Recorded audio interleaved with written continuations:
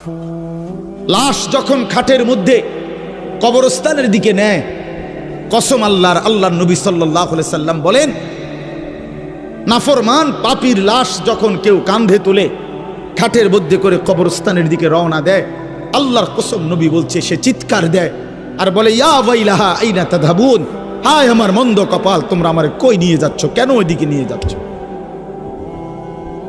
রাসূলুল্লাহ সাল্লাল্লাহু আলাইহি ওয়াসাল্লাম বলেন, ওই নাফরমানের চিৎকার আল্লাহর সমস্ত মাখলুকাত, শুধু মানুষ এবং জিন ব্যতীত বাকিরা সবাই শুনতে পায়। ওয়ালাউ সামিআল ইনসানু লাসাইকা, নবীজি বলেন মানুষ যদি একবার শুনতো, সাথে সাথে সমস্ত মানুষ চিৎকার দিয়ে বেহুশ হয়ে পড়ে যেত,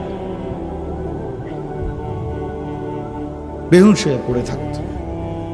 ওরে ভাইয়া, কবরের আযাব না, শুধু ওই খাটিয়াটা নিচ্ছে এখন মাত্র কবরস্থান, এই সময়ের চিৎকার। আমরা কিতাবে পড়ছি, যদি একবার জীবনে কোনো মহল্লার কোনো মানুষ কোন নাফরমানের লাশের চিৎকার একবার শুনতো, খোদার কসম, আল্লাহর কসম, তো মানুষ আর কারো জানাজা দিত না, কাউরে আর দাফন করতো না, কারো লাশ আর কাঁধে নিত না যদি চিৎকার মারে। কথা বুঝেন নাই? তো মানুষের লাশ পড়ে থাকতো, পচে গলে যেত। আল্লাহ তাআলা দয়া করছেন আমাদের উপর, দয়া করেছেন আল্লাহ তাআলা, দয়া করেছেন আমাদেরকে। এজন্য আপনাদের কাছে বলি, আমি সহ আপনারা সবাই আমরা এই কথা ভাবতে শিখি যে আখিরাত নিশ্চিত। ছেলেরা আমার, ভাইয়া, কেন এই রং তামাশার এই জিন্দেগি? এক ওয়াক্ত নামাজ পড়তে চাও না, চুল থেকে নিয়ে পায়ের নখ পর্যন্ত রাসূলুল্লাহ সাল্লাল্লাহু আলাইহি ওয়াসাল্লামের কোনো নমুনা নাই, সাহাবায়ে কেরামের কোনো নমুনা নাই, কোরআনুল কারীমের একটি শব্দের সাথে তোমার কোনো সম্পর্ক নাই, নবী সাল্লাল্লাহু আলাইহি ওয়াসাল্লামের 23 বছরের জিন্দেগির সাথে তোমার কোনো সম্পর্ক নাই। এ কেমন জিন্দেগি ভাইয়া? এ কেমন জিন্দেগি? মসজিদে এশার নামাজ চলতেছে, ওরা স্বেচ্ছাসেবকের কার্ড গায়ে দিয়া সবাই দাঁড়ায় আছে এখানে, তো তোমগো নামাজ কোন দিন? তোমরা যুবক বৃন্দ যে আয়োজন করলাম ভাইয়া, তো তোমাদের নামাজ কোন দিন হবে? একটি সেজদার সামনে আমার মতো 100 মৌলবী, 1 কোটি মৌলবীর কি অর্থ আছে? আমি আসলেই কি আর না আসলেই কি? কিন্তু এক সেজদা, আল্লাহর নবী সাল্লাল্লাহু আলাইহি সাল্লাম বলেন, লা সাজদাতুন ওয়াহিদাতুন খায়রুম মিনাদ দুনিয়া ওয়া মা ফিহা। একটি সেজদা, নবীজি বলেছেন, একটি সেজদা উম্মত দুনিয়া এবং দুনিয়ার মধ্যে যা আছে সবকিছুর চাইতে উৎকৃষ্ট, খায়ের। সেই সেজদাটা যার ছুটে গেছে, সে কি পরিমাণ বদনসিব। আল্লাহর নবী সাল্লাল্লাহু আলাইহি ওয়াসাল্লাম বলেন, আকরাবু মা ইয়াকুনুল আবদু মির রাব্বিহি ওয়া হুয়া সাজিদ। নবীজি বলেন, বান্দা আল্লাহ তাআলার সবচেয়ে ঘনিষ্ঠ হয়, আল্লাহর কাছে যায় বান্দা সবচেয়ে বেশি যখন সে সেজদা করে। কি করে ভাইয়া? বলেন না, সেজদা করে। সেজদা করলে বান্দা আল্লাহর সবচেয়ে প্রিয় হয়। আর আরবিতে একটা নিয়ম আছে, আপনার কোন জিনিসের পক্ষ দেখে উল্টাটা বোঝা যায়, উল্টাটা দেখে বাওটা বোঝা যায়। তো আরাফুল আশিয়া বিল আদদাদ, তো এটার উল্টা যেটা, তো এটাও তো বোঝাই যায় যে আল্লাহ তাআলার সবচেয়ে ঘনিষ্ঠ হয় সেজদার দ্বারা, তো আল্লাহ তাআলার সবচেয়ে দূরে হয় সেজদা না করার দ্বারা। বান্দা আল্লাহ তাআলার কাছে সবচেয়ে ঘৃণিত হয় যখন সে সেজদা করে। এই জন্য একটি সেজদা, একটি মাত্র সেজদা, যার দ্বারা 1 রাকাত হয় না। 1 রাকাত নামাজ হওয়ার জন্য 2টা সেজদা লাগে। একটি সেজদা না করার কারণে কিতাবের কোন বর্ণনা আছে, ইমাম কুরতুবী বলছেন 80,000 বছর ইবলিস আল্লাহর বন্দেগী করছে, তা 80,000 বছর ইবাদতের পরে গিয়েও একদিন একবার আল্লাহ তাআলার একটা হুকুম সেজদা, একটা সেজদা করে নাই। তো আল্লাহ তাআলা অনন্তকালের জন্য তাকে মরদুদ মালউন, শয়তান ইবলিস তারে রাজিম, অভিশপ্ত বানায় দিছে, অভিশপ্ত বানায় দিছে। আরে অপদার্থ সন্তান, এই নওজোয়ান, তুই কতগুলো সেজদা দেস নাই নাফরমান, তুই কত বড় শয়তান, কত বড় শয়তান বেটা, তুই ছোটখাটো শয়তান বেটা, তো ওই শয়তানের থেকে বড় শয়তান বেটা। ওই শয়তান তো একটা সেজদা করে নাই।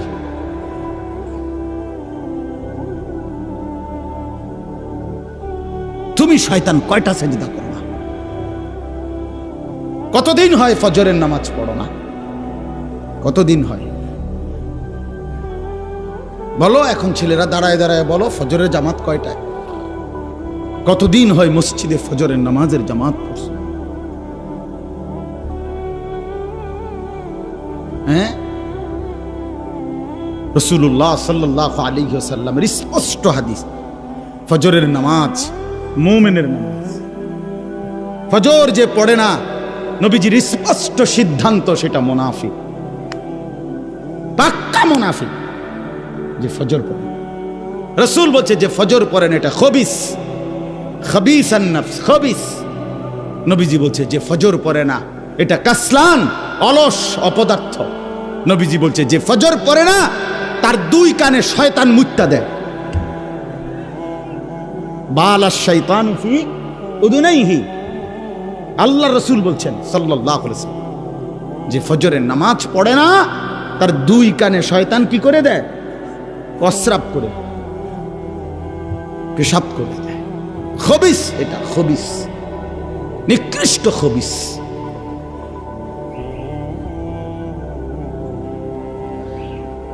মান কাসুরা সালাতুহু হাসুনা ওয়াজহুহু, নবীজি বলে যে নামাজ বেশি পড়ে আল্লাহ তাআলা তার চেহারা সৌন্দর্যময় করে। যার নামাজ যত বাড়বে তার চেহারার নুরানিয়াত, সৌন্দর্য তত বাড়বে। হোক না সে কালো, হোক না সে নিগ্রু, কিন্তু তার চেহারা মায়াময়। বেলাল তো ছিল কালো, আল্লাহ তাআলার কাছে দামি। আবু লাহাব তো ছিল শুধু সুন্দর না, সুন্দরের আব্বা, সুন্দরের আব্বা। আবু লাহাব শব্দের অর্থ হইল সুন্দরের বাপ। আবু লাহাব একবারে টকটকিয়া সুন্দর ছিল, বেশি সুন্দর ছিল আবু লাহাব। আবু লাহাবের নাম আবু লাহাব না, আব্দুল উজ্জা, ওইটা ছিল তার মূল নাম। আর আবু লাহাব তার উপাধি, মানে এত বেশি সুন্দর ছিল, টকটকে সুন্দর। অথচ সে আল্লাহ তাআলার কাছে কি পরিমাণ ঘৃণিত! কি ভাই, বেলাল কি পরিমাণ প্রিয়, কি পরিমাণ প্রিয়! কোরআন শরীফে আছে সূরা নিসার মধ্যে 69 নম্বর আয়াত, এক হাবশী সাহাবী, এই কালো নিগ্রু সাহাবী, আফ্রিকান হাবশী সাহাবী, একদিন নবীজিকে, এক সাহাবী আল্লাহ নবী সাল্লাল্লাহু আলাইহি সাল্লামকে একদিন বলছি, ইয়া রাসূলুল্লাহ, আমার একটা প্রশ্ন ছিল, কথা ছিল। আল্লাহ নবী সাল্লাল্লাহু আলাইহি সাল্লাম বলেন, বলো। বলছে, ইয়া রাসূলুল্লাহ, আপনি অনেক সুন্দর, আমি একদম কালো, আপনার সৌন্দর্যের সাথে আমার চেহারা সুরতের তো কোনো তুলনাই নাই। আপনি অনেক গুণের অধিকারী, আমার কোনো গুণে নাই, আপনার সাথে আমার কোনো তুলনাই নাই। কিন্তু আমার একটা সান্ত্বনা তো আছে দুনিয়াতে, যে আমি যখনই আমার মনটা চায়, আমি শত কালো হই, শত দুর্বল হই, সামান্য মানুষ হই, তা আমি আপনারে দৌড়াই আইসা দেখি, আর আপনারে দেখলে আমার দিল শান্ত হয়ে যায়। এখন আমার প্রশ্ন হইল, হাসরের ময়দানে তো আপনি আল্লাহ তাআলার উচ্চ জান্নাত, সর্বোচ্চ জান্নাতে চলে যাবেন, কারণ আপনি তো সর্বশ্রেষ্ঠ। আপনারে তো আল্লাহ জান্নাত দিবে, সর্বোচ্চ জান্নাত। আর আমারে দিবে কিনা তার কোনো নিশ্চয়তা নাই। যদি দেয়ও তো দিব, যে কোনো একটা জান্নাতেই তো দিব, আমারে দিল। দয়া করে যদি আল্লাহ দেয়, তখন সেইটা তো আর আপনি যেখানে থাকবেন ওইখানে না। তাহলে এখন আমার প্রশ্ন হলো, ইয়া রাসূলুল্লাহ, এখন তো আমি শত দুর্বল হওয়ার পরেও কোনো দিক থেকে আপনার সাথে আমার তুলনা নাই, তারপরেও আমি দৌড়াইয়া আইসা আপনারে দেখতে পাই। এখন জান্নাতে যাওয়ার পরে আপনি থাকবেন কত উঁচা জান্নাতে, সেখানে তো আমি আপনাকে দেখব না, আমি থাকবো আমার জান্নাতে। ইয়া রাসূলুল্লাহ, আল্লাহর কসম নবী, এই জান্নাতে গিয়েও যদি আমি আপনাকে না দেখি, তো ওই জান্নাতে থাকাটাও তো আমার জন্য কষ্টকর হয়ে যাবে। আমি কি তাইলে আপনাকে দেখব না তখন? তখন আল্লাহ তাআলা কোরআনুল কারীমের আয়াত নাজিল করে আল্লাহ তাআলা বলেন, বন্ধু পরে বলেন ব্যবস্থা আছে, আপনার সাথেই থাকবে। ওয়ামান ইউতি'আল্লাহ ওয়ার রাসূল ফাউলাইকা মা'আল্লাযীনা আন'আমাল্লাহু আলাইহিম মিনান নাবিয়্যিনা ওয়াস-সিদ্দীকিন ওয়াশ-শুহাদা'i ওয়াস-সালিহিন ওয়া হাসুনা উলাইকা রফিকা। রব্বুল আলামিন বলেন, বন্ধু আপনি বলে দেন যে বা যারা আল্লাহর আনুগত্য করবে, আপনি রাসূলের অনুসরণ করবে, আমি আল্লাহ ওয়াদা দিলাম ওই ব্যক্তি বা গ্রুপকে, ওই সম্প্রদায়কে, ওই মানুষগুলোকে সরাসরি আপনারা সমস্ত নবীদের সাথেই থাকতে দেব। ফাউলাইকা মা'আল্লাযীনা আন'আমাল্লাহু আলাইহিম মিনান নাবিয়্যিন, সমস্ত নবীদের সাথে থাকতে দেব। 2 নম্বরে নবীদের পরে যারা শ্রেষ্ঠ উম্মত তারা হলো সিদ্দিক, তাদের সাথে থাকতে দেব। 3 নম্বরে এরপরে সর্বশ্রেষ্ঠ যারা শহীদগণ তাদের সাথে থাকতে দেব। 4 নম্বরে যারা আমার সালেহীন, আমার সমস্ত হুকুম মাননেওয়ালা নেক বান্দা তাদের সাথেই থাকতে দেব। ওয়া হাসুনা উলাইকা রফিকা। আল্লাহ বলেন তখনই দেখবে সে কি উত্তম, কি চমৎকার বন্ধু পেল। প্রিয় ভাই আমার, বাবা আমার, পর্দার আড়ালের মা বোন আমার, এটা বোঝা উচিত। আজকে নওজোয়ান তোমরা বুঝতেছ না, কোনোটাই বুঝতেছ। কি এক নেশা আর কি এক মোহ, কিসের উপরে জিন্দেগি শেষ করে দিচ্ছ। না মায়ের সাথে কোনো বাঁধন আছে, না বাবার সাথে কোনো বন্ধন আছে, না উলামায়ে কেরামের সাথে কোনো বাঁধন আছে, না ইমাম সাহেবের সাথে কোনো সম্পর্ক আছে, না আল্লাহর সাথে, না রাসূলের সাথে, না কোরআনের সাথে, না ইসলামের সাথে। কিরে ভাইয়া, মুসলমানের ঘরে জন্ম নিয়া এক মুসলমান পবিত্র মায়ের 2টা বছর দুধ খাইয়া মুসলমানের অঞ্চলে মহল্লায় থাইকা এভাবে আল্লাহরে ভুলে গেলা কেন? আরে এটা কি? তুমি কি আফ্রিকার জঙ্গলে থাকো যে নামাজ চেনো না? তুমি কি হিমালয় পর্বতের চূড়ায় বড় হইছিলা যে তুমি এক ওয়াক্ত নামাজ দেখো নাই? চারিদিকে এত মসজিদ, চারিদিকে এত মাদ্রাসা, চারিদিকে উলামায়ে কেরাম, এরপরও এক ওয়াক্ত নামাজও যারা পড়ো না। আরে জানোয়ার, তুই এত বড় জানোয়ার হইলি কেমনে? তুই এত বড় হাইওয়ান কেমনে হইলি? তুই কোন মার দুধ খাইলি? মুসলমানের বাচ্চা কেমনে এত বড় জানোয়ার হয়? মুসলমানের বাচ্চা এত বড় গাদ্দার কেমনে হয়? মুসলমানের ঘরে জন্ম নিয়ে এত বড় গাদ্দার হয় কেমনে মিয়া? এটা কি ধরনের বাচ্চা? ওই এভাবে আল্লাহরে ভুলে গেল কেন? ওই এভাবে আখিরাত ভুলে গেল কেন? আহা ভাইয়া আমার, আখিরাত তো অনেকগুলো ঘাটি। 1 নম্বরে হচ্ছে জান কবজ হওয়া, মৃত্যু, এরপরে কবর, এরপরে হাসরের মাঠ, এরপরে মিজান, এরপরে ফুলসিরাত, এরপরে জান্নাত জাহান্নাম, এবং এক একটা হাজার হাজার বছরের লম্বা ঘাটি।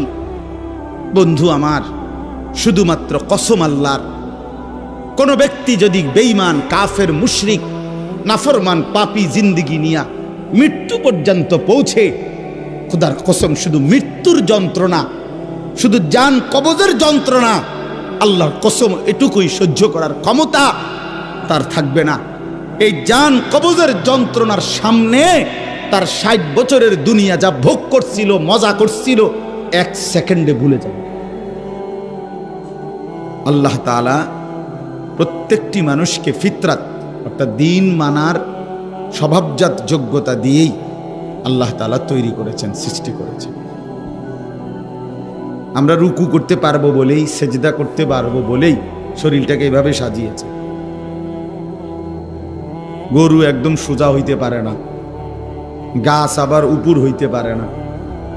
আল্লাহ তাআলার এক এক সৃষ্টি এক এক অবস্থায় থাকে। তা আমরা দাঁড়াইতেও পারি, উপর হইতে পারি, বসতে পারি, শুইতে পারি।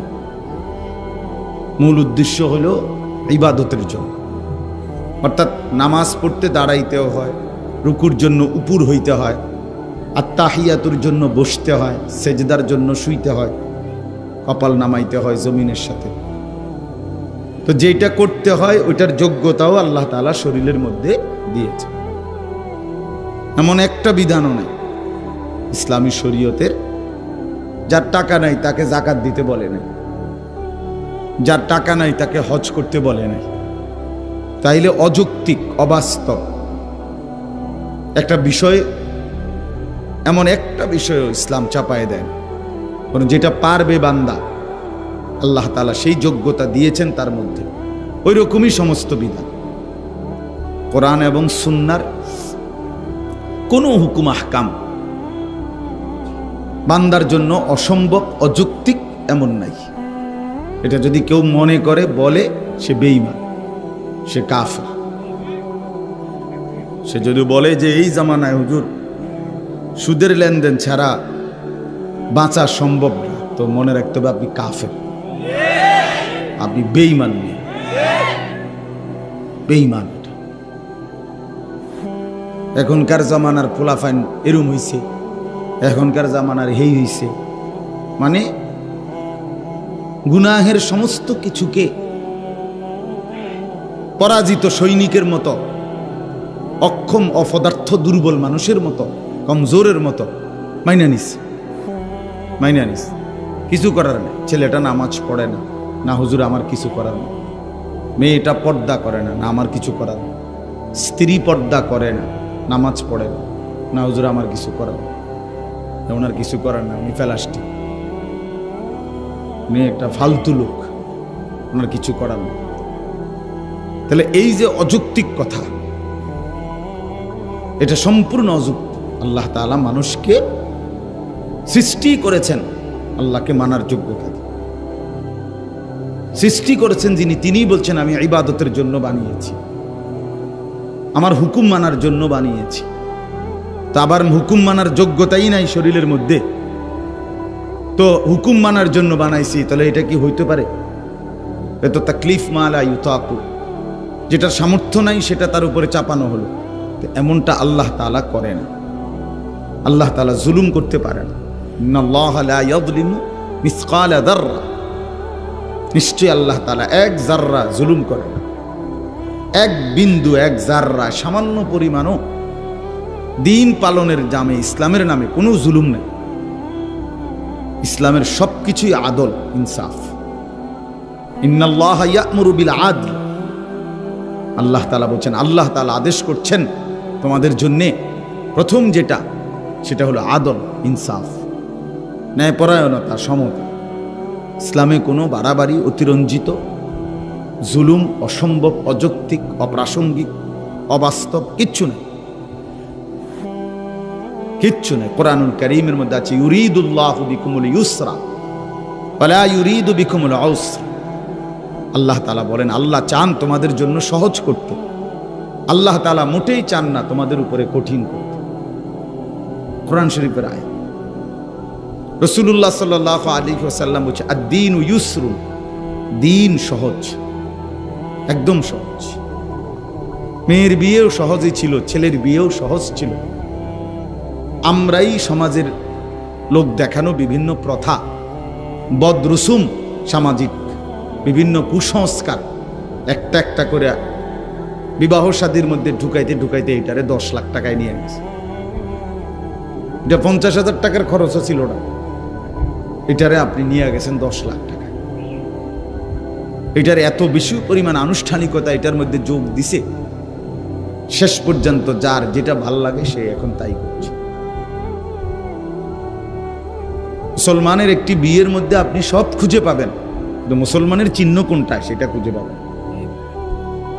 নাচ গান, বেপর্দা, বেশরা, ফুর্তি, ছেলেরা অবাধে মেয়েদের সামনে, মহিলাদের সামনে ঘুরতেছে, মহিলারা অবাধে পুরুষের সামনে ঘুরতেছে, একসাথে বেড়াবেড়ি, একই প্যান্ডেলের মধ্যে বইয়া ভাত খাইতেছে, একই হাইয়েস্ট গাড়ির মধ্যে করিয়া 12-14 জন বেড়া পুরুষ মহিলা যাইতে আছে বিয়ে। বাহ, কোথায় দিন, কোথায় শরীয়ত, কোথায় আখেরাত? কিচ্ছুর খবর। জিন্দিগি মানেই তো হলো ভাতের থালা, জীবন মানেই তো খানা, জীবন মানেই তো রূপ যৌবন উপভোগ করা, খালাস। সেজন্য বললাম, আল্লাহ নবী সাল্লাল্লাহু আলাইহি ওয়াসাল্লাম বলেন, প্রতিটি মানব সন্তান আল্লাহকে মানার, ইসলামকে মানার যোগ্যতা নিয়েই ভূমিষ্ঠ। ফাআবাওয়াহু ইউহাব্বিদানিহি আও ইউনাসসিরানিহি আও ইউমাজ্জিসানিহি। অতঃপর নবী সাল্লাল্লাহু আলাইহি ওয়াসাল্লাম বলেন, অতঃপর ওই সন্তানের মা বাবা, পরিষ্কার হাদিস, মা বাবা সন্তানটিকে, বাচ্চাটাকে ইহুদি বানিয়ে দেয়, খ্রিস্টান বানিয়ে দেয়, অথবা অগ্নিপূজক বেঈমান বানিয়ে।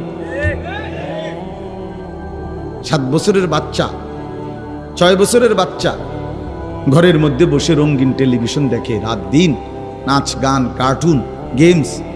তো এই তত বড় টেলিভিশন, এটা কি এই বাচ্চাটাই কান্ধে করে আনছে? ঠিক না? কথা বলেন না কেন? এই বাচ্চাটাই তো ঘরে আনছে। এটা কে আনছে? অভিভাবক, ঘরওয়ালা কি অভিভাবক। তাহলে ওই জালেমে তো বাচ্চাটাকে নষ্ট করে দেয়। নিজের মুখে বিড়ি, কথায় কথায় গালি দেয়। এই বেটায় ছেলেটারে কফলা ফুত মানুষ কি মানুষ হইতো? বেটা তোর মতো মানুষ হইতো? বিড়ি খাবেন না, কথায় কথায় গাইলেন না, বলে কি বললেন আপনি? এটা আপনি সন্তানকে দেখাইলেন কি? মুখে বললেন কি? মহিলা নিজেই পুকুরের পাড়ে খোলামেলা গোসল করে। এই মহিলা তার মেয়েকে কিভাবে দিন শিখাবে, মানুষ করবে কিভাবে? মহিলা নিজেই বেপর্দা চলে। এই মহিলা তার মেয়েকে কিভাবে ভদ্র বানাবে, আখলাক শিখাবে কিভাবে, যার নিজের মধ্যে কোনো আখলাক নাই, যার নিজের মধ্যে কোনো দিন নাই? এই জন্য বললাম, এতটা পিচ্ছি বাচ্চা আপনি দেখেন তো, এই বাচ্চার হাতে মোবাইল দিয়ে দিছে, নিশ্চয়ই তার কোনো অভিভাবক দিছে। এটা বাচ্চা মানুষ, ও বাচ্চা মানুষ তো কান্দে। কান্দলে কি? কান্দলে কি মানুষ মরে যায়? কথা বলেন না কেন?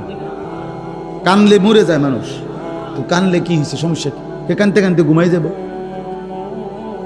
কানতে কানতে থাইমে যাব। কতক্ষণ কাঁদবে? 18 ঘন্টা, 24 ঘন্টা কাঁদবে সে, তার শরীরে বল পড়ে যাবে না? কতক্ষণ কাঁদবে?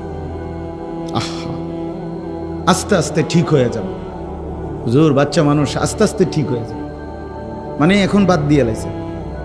আমি সব সময় বলি, ফেলে রাখলে লোহাও মাটি হয়ে যায়। তাহলে ফেলে রাখলে কোনো জিনিস আস্তে আস্তে ঠিক হয় না, নষ্ট হয়। কোনো জিনিস ফেলে রাখলে ঝংকার ধরে, কোনো জিনিস ফেলে রাখলে নষ্ট হয়ে যায়।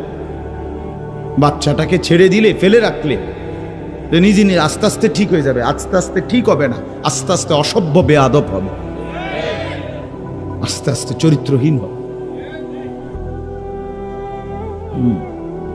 12 বছরের বাচ্চা, 13 বছরের বাচ্চা, সামান্য লজ্জা শরমও নেই। কার সামনে খাইতে কথা বলতেছে, কার সামনে মোবাইল টিপতেছে, কোথায় দাঁড়াইয়া পেশাব করতেছে, কোন ছোট ছেলে সমবয়সীদের সাথে আড্ডা দিতেছে, কে দেখতেছে কে দেখতেছে না, কিচ্ছুর খবর নেই। এত বড় বেয়াদব হয়ে গেল কেন? মা বাবার গাফলতির কারণে, মা বাবার গাফলতি। গত পরশুদিন আমি একটা মহাসড়কে রাস্তার পাশে আমি একজনের জন্য আমার গাড়ি একটু থামাইয়া দাঁড়াইছি। হঠাৎ দেখি পাশেই, রাস্তার পাশে 8-9 জন ছেলে, সর্বোচ্চ 13-14 বছর বয়স হবে, সবগুলো ছেলের। এরা আমি গুনছি 8 জন বা 9 জন। এরা একটা সিগারেট একজনে একটু টানে, এরপর আরেকজনের হাতে দেয়, এবার সে কতক্ষণ টানে, আবার ওর হাতে দেয়, আবার এর মুখের ধোঁয়াটা ওর মুখে মারে। কি পরিমাণ অসভ্য চিন্তা করুন, কি পরিমাণ অসভ্য। মহাসড়ক, প্রতি মুহূর্তে সেকেন্ড মানুষ আসা যাওয়া গাড়ি, সিএনজি, প্রাইভেট কার, বাস, ট্রাক চলতেছে না, কোনো খবর নেই। আর এটা কি ধরনের জঙ্গলি? কে তারে এভাবে নষ্ট করে দিল? তার মা কে, তার বাবা কোথায়, তার অভিভাবক কোথায়, তার ভবিষ্যৎ কি, তার আগামী দিন কি, সে সামনে যাবে কিভাবে, আগাবে কিভাবে, জীবন গড়বে কিভাবে, দুনিয়ার জীবনই বা কিভাবে গড়বে, আখিরাতের জিন্দেগি বা কিভাবে গড়বে? এত ফালতু মানুষ, এত গাফেল মানুষ, এত দুনিয়ার জীবনেও ব্যর্থ হয়, অকর্মণ্য, অপদার্থ, গাফেল, এত দুনিয়াতেও সফল হয় না, আখিরাতেও তো হবেই না। কোরআন শরীফে আছে, ছেলেরাও শোনো ভাই, কোরআনুল কারীমের মধ্যে আছে, সব উলামায়ে কেরাম এখানে বসে, কোরআনুল কারীমের মধ্যে আছে, ওয়ালাকাদ যারানা লি জাহান্নামা কাসীরাম মিনাল জিন্নি ওয়াল ইনস, আমি জাহান্নামকে পূর্ণ করব অনেক বিপুল পরিমাণ মানুষ এবং জিন দিয়ে।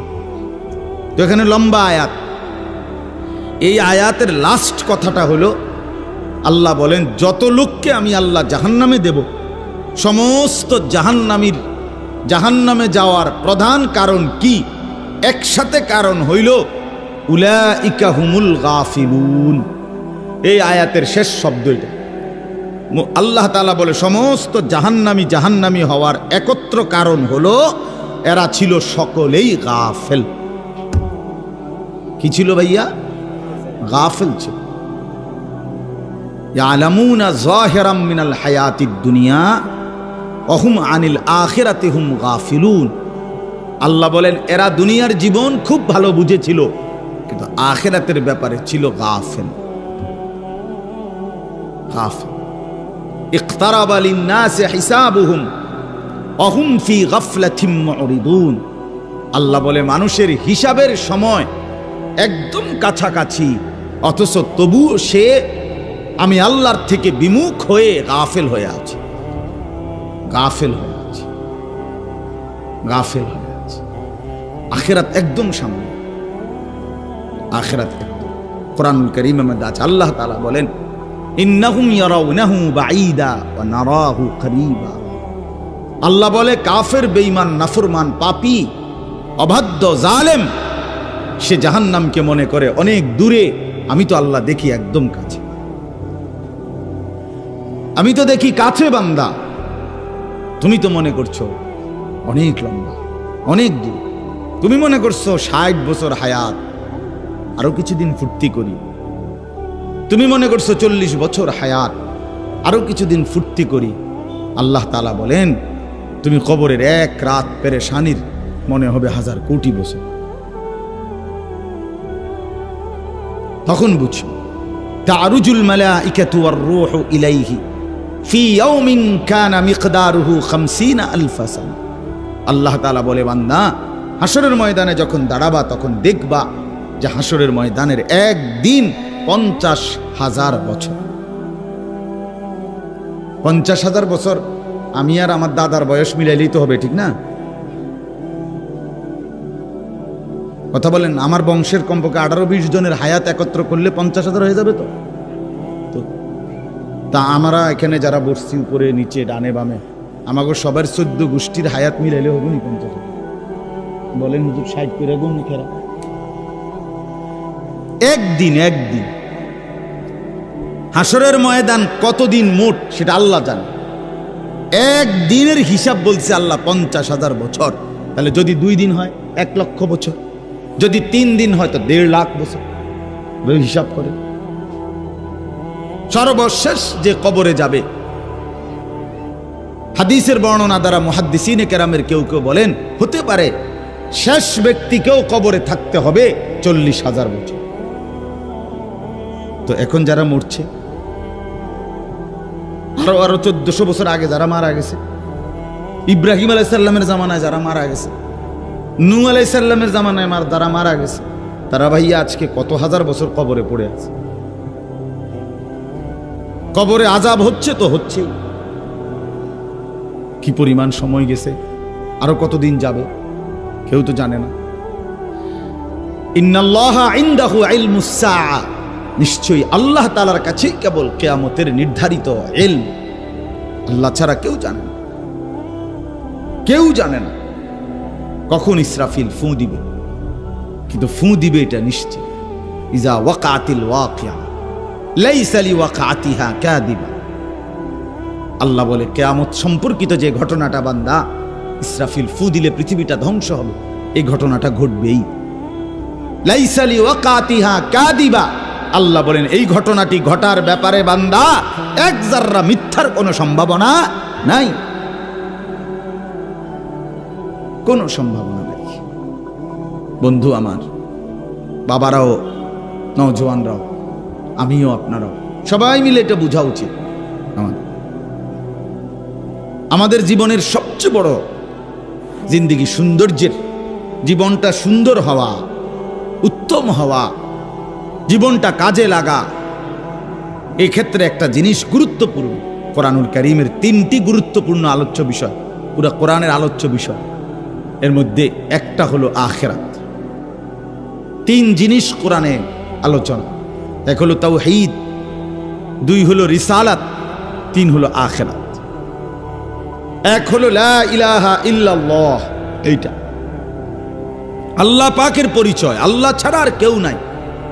আল্লাহ তাআলার জাত ও সিফাতের বহু রকমের পরিচয় আল্লাহ তাআলা কোরআনুল কারীমের মধ্যে তুলে ধরছে। আর হলো রিসালাত, মুহাম্মাদুর রাসূলুল্লাহ সাল্লাল্লাহু আলাইহি ওয়াসাল্লাম, নবীজি সাল্লাল্লাহু আলাইহি ওয়াসাল্লামের মাধ্যমে তার জিন্দেগি, তার দ্বারা বর্ণিত হুকুম, আহকাম, আমল, ইবাদত, বন্দিগি, এই সব কিছু বুঝে নেওয়া, বুঝাই দিছেন আল্লাহ। আর হলো আল্লাহ তাআলা বলছেন আমার প্রতি বিশ্বাস, আমার রসুলের প্রতি অনুসরণ, আমার হুকুম মানার, এই সবটার মূল কারণ আখিরাত। আখিরাত যদি শুধুই দুনিয়া হইতো তো তুমি মানো বা না মানো, খাইয়া পইরা, পেশাব পায়খানা কইরা, খাইয়া দাইয়া মইরা চিত্তিয়া শেষ, খালাস।